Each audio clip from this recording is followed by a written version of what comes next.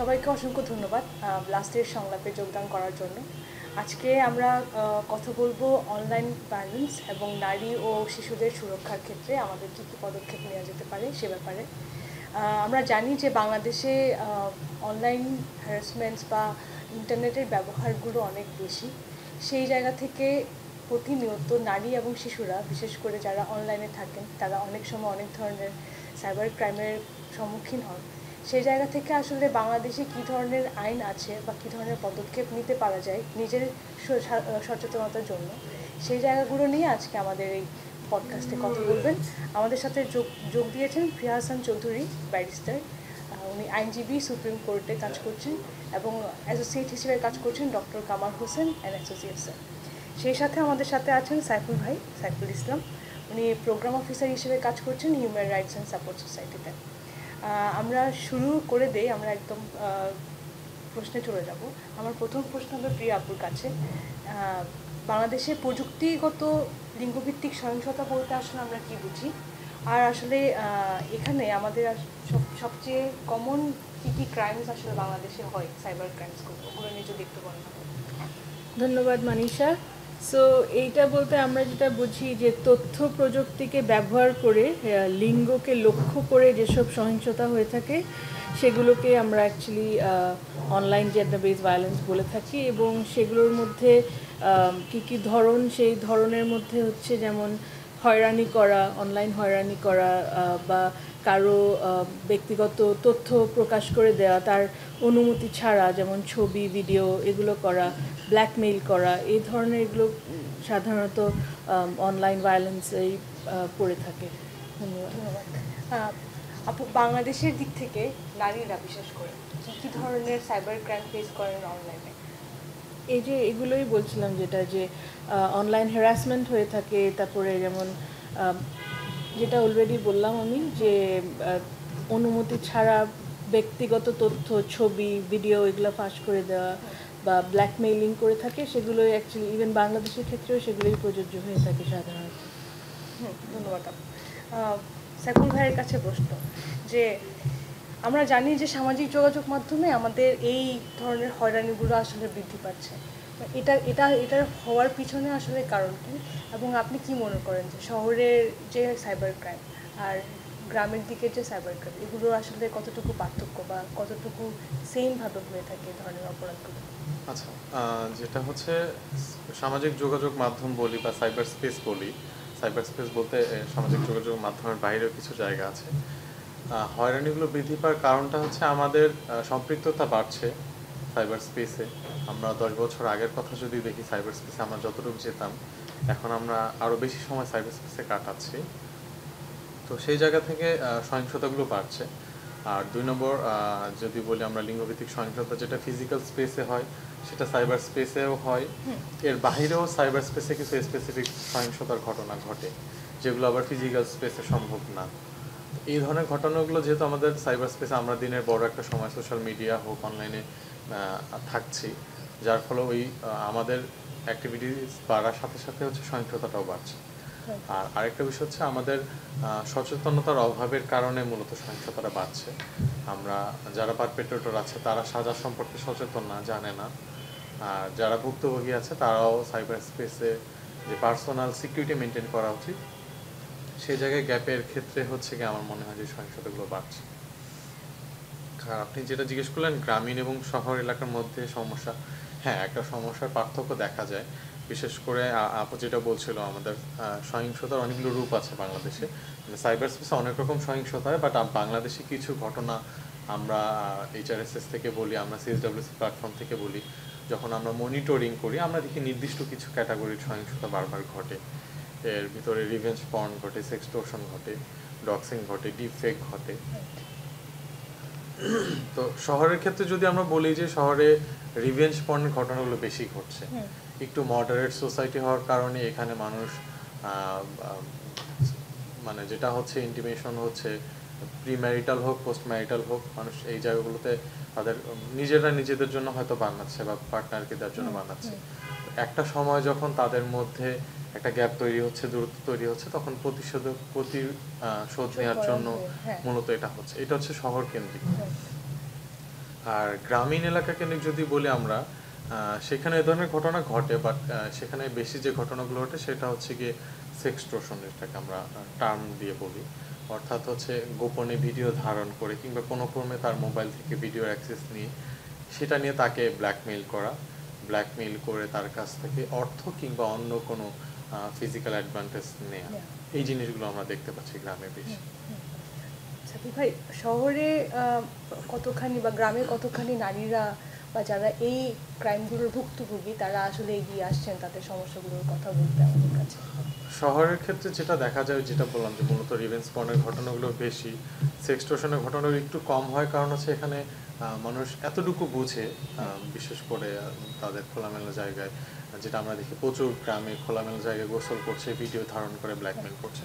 তো শহরে এই সেক্সটর্শনের জায়গাগুলো একটু কম হচ্ছে, বা ব্ল্যাকমেলিং করলে তারা কিছুটা যতটুকু আসে, কিন্তু রিভেঞ্জ পর্নের ক্ষেত্রে তারা আইনি সহায়তা বলি বা সেটা থামানোর জন্য এই জায়গাগুলোতে মানুষ খুব বেশি এগিয়ে আসছে না। কারণ তারা মনে করছে যে মানে যেটা হয় যে তাকে হুমকি দেওয়া হয় ভাইরাল করে দিব, তো এটা আরো বেশি যাতে ভাইরাল না হয়ে যায় সেই ভয় থেকে মানুষ আসে। আর গ্রামের ক্ষেত্রে তো মানুষ একদমই জানাশোনা নেই সাইবার স্পেস নিয়ে, হয়তো বা এমন অনেক ক্ষেত্রে দেখা গেছে যে তার ব্যক্তিগত ভিডিও ছবি ভাইরাল হয়ে গেছে, সে নিজেও জানে না। কারণ ইন্টারনেটের ব্যবহারের সুলভ্যতা এখনো আমাদের গ্রামে সেভাবে পৌঁছায়নি, তো যার ফলে তারা অনেক জানে না। 2 নম্বর হচ্ছে গিয়ে তারা সাধারণত যে সকল সোশ্যাল মিডিয়া ইউজ করে সেই জায়গাগুলো কিছু উইক সোশ্যাল মিডিয়া ইউজ করে, যেখানে তাদের সিকিউরিটি মেজার্সগুলো ঠিক থাকে না।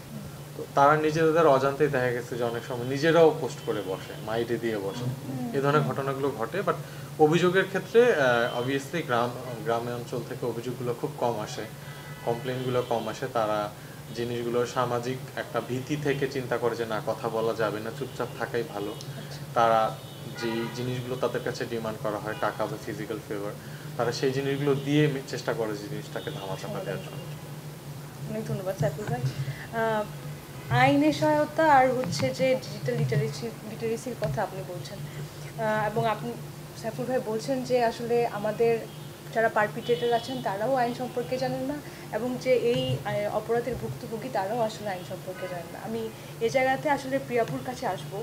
আমাদের দেশে আসলে কি ধরনের আইন আছে এই অপরাধগুলোকে সম্বোধন করার জন্য, এবং কি কি প্রতিকার আসলে পেতে পারা যায় এই আইনের মাধ্যমে?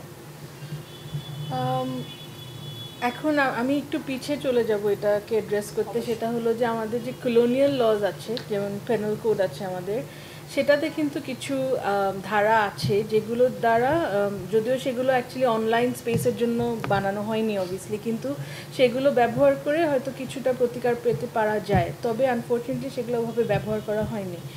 যেমন সাইফুল ভাই বলছিলেন যে সেক্সটর্শনের কথা বা রিভেঞ্জ পর্নের কথা। সো রিভেঞ্জ পর্ন তো আমরা যেটা বুঝি যে হয়তো বা সম্মতি নিয়েই ধারণ করা হয়েছিল, কিন্তু অবভিয়াসলি সেটাকে প্রকাশ করতে সম্মতিটা নেওয়া হয়নি, সেটা না করে সেটা প্রকাশ করে দিচ্ছে। সো সেটা সেক্সটর্শন যেটা, যে মানে কোনো সেক্সুয়াল ফেভার্স চাওয়া, সেটা হয়তো বা কোনো টাকা পয়সা চেয়েও হতে পারে, বা মানে ফিজিক্যাল কোনো কিছু চেয়ে হতে পারে, মানে এক ধরনের প্রেশার ক্রিয়েট করে।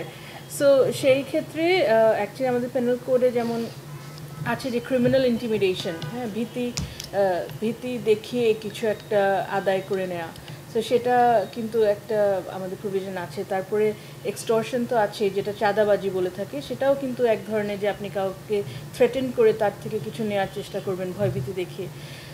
এই ছাড়া আরও কিছু আছে, যেমন অশ্লীল কোনো কিছু যদি প্রকাশ করা হয়, সেটা শিশুদের ক্ষেত্রে একটা আলাদা ধারা আছে আর সবার মানে ক্ষেত্রে একটা আলাদা ধারা আছে। কিন্তু সমস্যা যেটা হয়ে যায় যে অ্যাকচুয়ালি অশ্লীল মানে কি আমরা নিজেরাই জানি না, সেটা কোথাও সংজ্ঞায়িত নেই, এবং আমাদের কোর্ট থেকেও কোনো দিন সেটার তেমন কোনো ইন্টারপ্রিটেশন আসেনি। তো সেটা একটা সমস্যা হয়ে যায়, এবং এই ধারাগুলো আসলে ব্যবহার করে কোনো প্রতিকার চাওয়ার ব্যাপারে আমি ওভাবে শুনিনি, মানে অনলাইন স্পেসের জন্য। এরপরে আমাদের যেই সাইবার সিকিউরিটি অ্যাক্ট আছে, যেটা হয়তো খুব শীঘ্রই বাতিল হয়ে যাবে, সেটা তো আছে। তার আগে ডিজিটাল সিকিউরিটি অ্যাক্ট ছিল প্রিটি মাচ দ্য সেম। সেখানে যেটা সমস্যা সবসময় ছিল সেটা হচ্ছে যে সেখানে যেই বাক স্বাধীনতাকে রোধ করে যেসব ধারাগুলো ওগুলোই বেশি ব্যবহার করা হয়েছে, কিন্তু যেগুলো কিছু অন্য অফেন্স ছিল, যেমন কারো আইডেন্টিটি ফাঁস করে দেয়া তার অনুমতি ছাড়া, তারপরে কোনো কম্পিউটার বা কোনো কিছুতে হ্যাক করে বা কোনো কিছু করে সেখানে কোনো ইনফরমেশনকে বদলে দেওয়া, ডিলিট করে দেওয়া, নষ্ট করে দেওয়া অনুমতি ছাড়া। তো সেই জিনিসগুলো ছিল, কিন্তু সেগুলো অ্যাকচুয়ালি ওভাবে করে ব্যবহার করা হয়নি। যদিও সেগুলো ছিল, একটা জিনিস বলতে হবে যে সেটা ইন্টারন্যাশনাল যে মানদণ্ড সেটাকে অ্যাকচুয়ালি মেনে সেগুলোও সংজ্ঞায়িত নয়। ট্রু দ্যাট ওগুলো অপব্যবহার হয়নি, কিন্তু সেগুলোও আসলে ইন্টারন্যাশনাল স্ট্যান্ডার্ডের না, সেগুলো মানে খুব ভেগলি সেগুলোও ডিফাইন, যেরকম আমরা স্পিচ অফেন্সের কথা বলে থাকি। তো সেই কারণে আসলে ভালো হয়েছে যে পুরো আইনটাই বাতিল হচ্ছে, এমন না যে খালি স্পিচ অফেন্স বাতিল হচ্ছে। কিন্তু এনিওয়ে, সো ওগুলা ব্যবহারও তেমন হয়নি, অপব্যবহারও তেমন হয়নি, কিন্তু সেই স্পেসটা রয়ে গেছে। কিন্তু সেই আইনে অবভিয়াসলি আমরা সবাই জানি যে যেই ধারাগুলো বাক স্বাধীনতাকে রোধ করে সেগুলো অনেক বেশি রাখা হয়েছে, এবং এমনও বলা হয়েছে সেগুলো রাখা হচ্ছে কারণ নারী আর শিশুকে প্রতিকার দেওয়ার জন্য বা প্রোটেকশন দেওয়ার জন্য। সো সেটা অবভিয়াসলি হয়নি আমরা যেটা দেখেছি। আর একটা যেটা সমস্যা রয়ে যায় যে আমরা অ্যাকচুয়াল কন্টেন্ট কি সেটাকে ক্রিমিনালাইজ করা, মানে ইন্টারন্যাশনাল স্ট্যান্ডার্ডস দেখে সেটা না করে, যেমন চাইল্ড সেক্সুয়াল অ্যাবিউজ মেটেরিয়াল সেগুলোর ব্যাপারে কোথাও লেখা নেই, কিন্তু আমরা বোধকে নিয়ে খুব বেশি ওয়ারিড। সেটা আমরা আমাদের পুরানো লতেও দেখছি, এখন নতুন যেসব ড্রাফট হয়ে আছে সেখানেও বিরক্ত লাগছে কিনা, অপমান লাগছে কিনা, সামাজিক মর্যাদা খারাপ হচ্ছে কিনা, এগুলো নিয়ে আমরা বেশি টেনশন কনসার্নড। কিন্তু ট্রু, অবশ্যই আমাদের সাথে যদি অনলাইন সহিংসতা হয়ে থাকে অবশ্যই আমাদের অনেক রকম বোধ হবে, এবং আমি ওটাকে নিচু করে একদমই দেখছি না, অবশ্যই বোধটা ইম্পর্ট্যান্ট। কিন্তু সেই বোধটাকে আমরা যদি আইনের দ্বারা রেগুলেট করার চেষ্টা করি সেখানে অনেক বেশি অপব্যবহারের সুযোগ রয়ে যায়। সো সেই বোধকে আমরা আসলে রেগুলেট না করে অ্যাকচুয়াল কন্টেন্টকে রেগুলেট করাটা probably much better. In the sense, again কন্টেন্টকে রেগুলেট করার খুব ব্রড একটা জিনিস বলে দিয়েছি আমি। হোয়াট আই মিন ইজ, ধরেন চাইল্ড সেক্সুয়াল অ্যাবিউজ মেটেরিয়াল, এটার জন্য কিন্তু ইন্টারন্যাশনাল কিছু স্ট্যান্ডার্ডস আছে, আপনি ওগুলো দেখে সেগুলো আমাদের আইনে আনার চেষ্টা করতে পারা যেতে পারে। আর এছাড়া আমাদের পর্নোগ্রাফি কন্ট্রোল অ্যাক্ট আছে, সেটার আন্ডারে আই থিঙ্ক অনেক বেশি আপনি জানবেন অবশ্যই যে cyber support for women and children, আপনাদের যে প্ল্যাটফর্ম, সেখানেও অনেক অবভিয়াসলি এসে থাকে যারা সেই আইনের দ্বারা অনেক মামলা করে থাকে, অনেক নারী ও শিশু। বাট অ্যাকচুয়ালি সেটাও মানে পারফেক্ট ল না ডেফিনেটলি, কারণ তার সংজ্ঞাটা খুবই বেশি ব্রড, সেটাও অপব্যবহারের অনেক সুযোগ রেখে দেয়, কারণ সে পর্নোগ্রাফির মধ্যে অনেক কিছু পড়ছে, সেমি নুডও পড়ছে এখন। এবং কেউ যদি নিজের সম্মতি দিয়েই কোনো একটা ছবি দিয়ে থাকে আর আমার যদি মনে হয়ে থাকে সেটা সেমি নিউড, আমি কিন্তু গিয়ে মামলা করে দিতে পারবো। সো সেই প্রবলেমগুলো রয়ে যাচ্ছে, কিন্তু আছে এখন অনেকে ওটা ব্যবহার করছে। আর এছাড়া আমাদের টেলিকমিউনিকেশন রেগুলেটরি অ্যাক্ট যেটা আছে, সেখানে কেউ যদি কোনো অশ্লীল কোনো বার্তা কাউকে পাঠিয়ে থাকে সেটাও ক্রিমিনালাইজ করা। বাট অ্যাগেন যেটা বললাম যে অশ্লীল মানে কি সেটা আমরা নিজেরাই জানি না। সো এই সমস্যাগুলো রয়ে যাচ্ছে। আর মোস্ট অফ অল প্রত্যেকটা আইনেই এই ধরনের কোনো কন্টেন্ট সরানোর কোনো ব্যবস্থা মানে এগুলোতে রাখা হয়নি।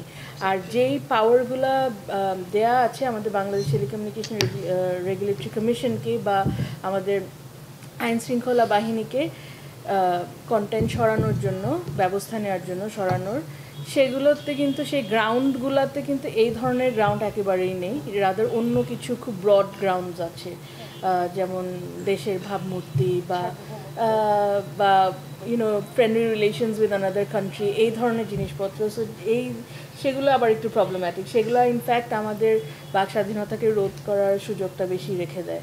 সো এই প্রবলেমগুলো একটু আছে।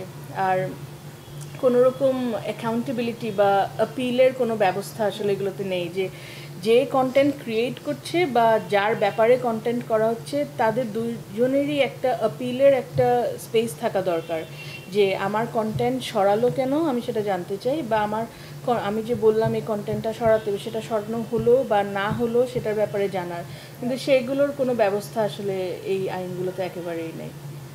ধন্যবাদ। অনেক ধন্যবাদ। অনেক ঘটনা যখন ঘটে যায় এরপরে আসলে ভুক্তভোগী হিসেবে সে নিজে আসলে কিভাবে এভিডেন্সগুলোকে ডকুমেন্ট করতে পারে, এই জিনিসগুলো নিয়ে আমাদের যদি বলতে হবে। ওয়েল, ফার্স্ট অ্যান্ড ফরমোস্ট যত রকম এভিডেন্স সম্ভব যেভাবে রাখা, সে যাতে সেভাবে সেটা রেখে দেয়। যেমন এখন স্ক্রিনশট নেওয়া যায়, স্ক্রিনশটগুলো যাতে রাখে, লিঙ্কগুলো যাতে রাখে, কারণ অনেক সময় আবার তারা লিঙ্ক হয়তো ফেলে দিতে পারে, মুছে দিতে পারে, সেটা ডিলিট করে দিতে পারে। তারপর এখন তো স্ক্রিন রেকর্ডও করা যায়, সেটাও করেন।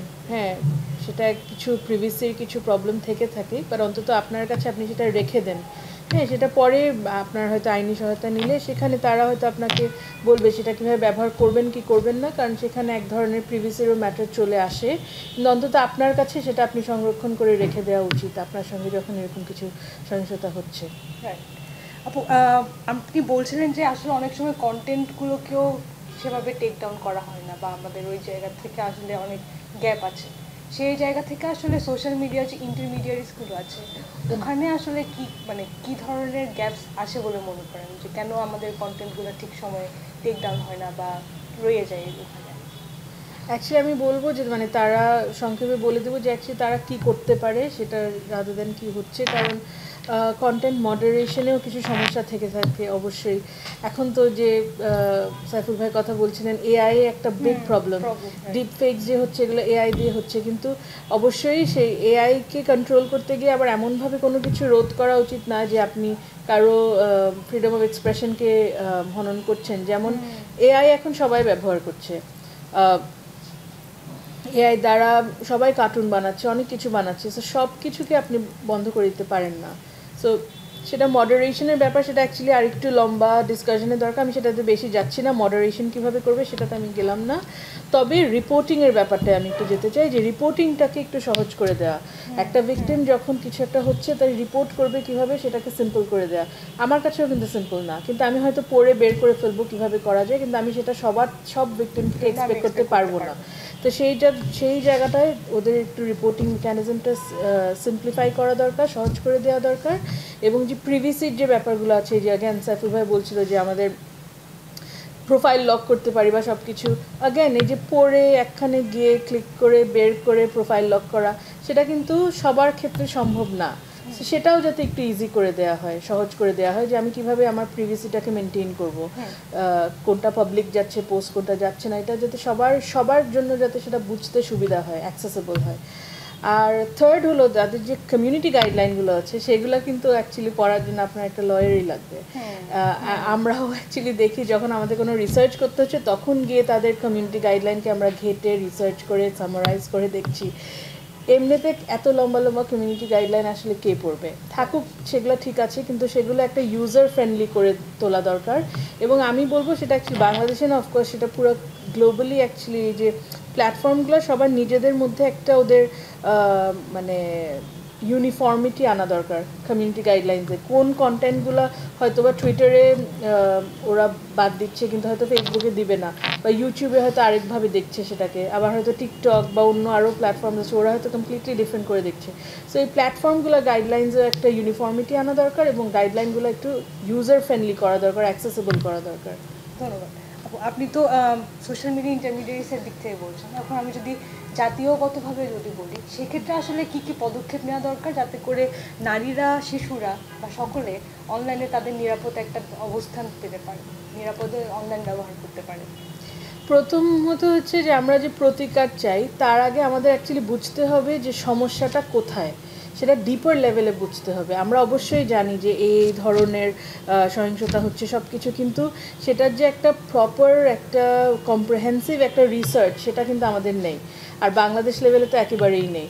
সো সেটা ডিপার লেভেলে আমাদের তথ্য সংগ্রহ করা দরকার, সেটার জন্য রিসার্চ করা দরকার, স্টাডি করা দরকার যে আসলে সমস্যাটা কোথায়, কি ধরনের সমস্যা এবং কার সঙ্গে হচ্ছে এবং কিভাবে হচ্ছে, সো দ্যাট আমরা সেই জায়গাটায় পৌঁছতে পারি যে এই হেল্পগুলো আমাদের দরকার, এভাবে করে আমরা প্রতিকারের প্রতি যেতে পারি। সেকেন্ডলি হচ্ছে যে আমরা যখন আইন বানাচ্ছি তখন খালি যে আমাদের বোধ কেমন হচ্ছে সেটা না দেখে আমরা অ্যাকচুয়ালি স্পেসিফিকলি কন্টেন্ট, যেমন এই যে চাইল্ড সেক্সুয়াল অ্যাবিউজ মেটেরিয়াল বা এই ধরনের জিনিসকে আমরা ক্রিমিনালাইজ করার চেষ্টা করা, আর সব কিছুকেই যে ক্রিমিনালাইজ করতে হবে সেটার কথা নেই, বা সব কিছুই যে আইনের দ্বারা দেখতে হবে কথা নেই। যেমন আমরা অনেক সময় হেট স্পিচ বা ডিসইনফরমেশনকেও ক্রিমিনালাইজ করার চেষ্টা করে, কিন্তু সেগুলো আসলে খুব ব্রড ব্যাপার এবং পুরো ওয়ার্ল্ডেই সেগুলো নিয়ে অনেক রকম কথা হচ্ছে, এবং রিসার্চ হচ্ছে যেগুলো মানে ওগুলোকে আসলে আইনের আওতায় সবসময় আনার দরকার নেই। অবভিয়াসলি হেট স্পিচ আনা দরকার যখন সেটা কারো বডি বা মানে তার লাইফ থ্রেটেন করছে, সেভাবে করে হতে পারে। আর এই ছাড়া আইনে যেরকম বললাম যে, এবং এআইকেও রেগুলেট করা অবশ্যই দরকার, কিন্তু অ্যাগেন এআই রেগুলেট করতে গিয়ে সব কন্টেন্টকেই যাতে রেগুলেট করে না দেওয়া হয়, ক্রিয়েটিভিটিকে যাতে ডেফিনেটলি, এবং ক্রিয়েটিভিটি কী সেটাও যাতে বোঝা যায়। একদমই মানে ল্যাঙ্গুয়েজে আমার জাস্ট মনে হলো আচ্ছা এটা করা দরকার, এখন আমি এইভাবে আইন বানিয়ে দিচ্ছি, সেভাবে যাতে না হয়। টেকনিক্যাল এক্সপার্টস, সিভিল সোসাইটি, যারা ভুক্তভোগী এবং যারা এসব ব্যাপারে রিসার্চ করছেন বা সব রকম জায়গা থেকে স্টেক হোল্ডারদেরকে নিয়ে পরামর্শ নিয়ে একটা আইন করা দরকার। আর থার্ডলি যেটা ডিজিটাল লিটারেসি, সেটার কথা অলরেডি সাইফুল ভাই বলছিল, সেটা অ্যাকচুয়ালি স্কুল লেভেল থেকেই দরকার।